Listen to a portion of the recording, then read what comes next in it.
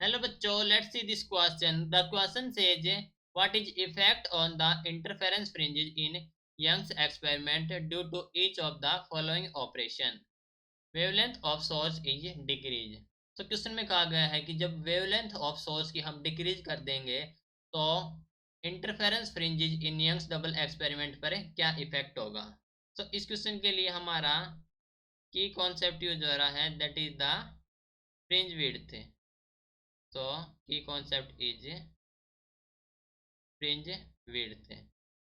Okay, तो हम जानते हैं कि इन यंग्स डबल एक्सपेरिमेंट जो टू स्लिट हैं, slit S1 and slits S2, जो कि इल्यूमिनेटरी हैं फ्रॉम द सोर्स एस, जो कि है कोहेरेंट सोर्स, एंड मीट कर रही हैं at a point on the screen and form a interference pattern.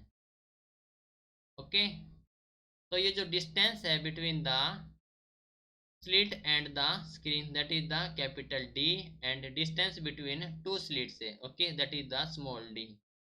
तो हम जानते हैं कि जो फ्रिंज विड्थ होती है beta which is equal to the lambda D upon D. Okay, तो कैपिटल डी है distance between slit and screen and small D है डिस्टेंस बिटवीन टू स्लिट से.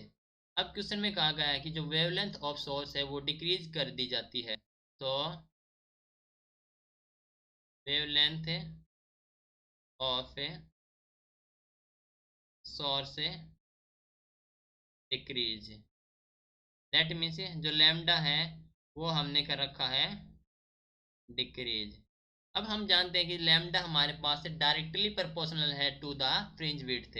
तो लैम्डा डिक्रीज होगा तो हम कह सकते हैं कि fringe width also decrease. Fringe width that is beta is also decrease, also decrease, right. तो ये होगा आपका पास फाइनल आंसर.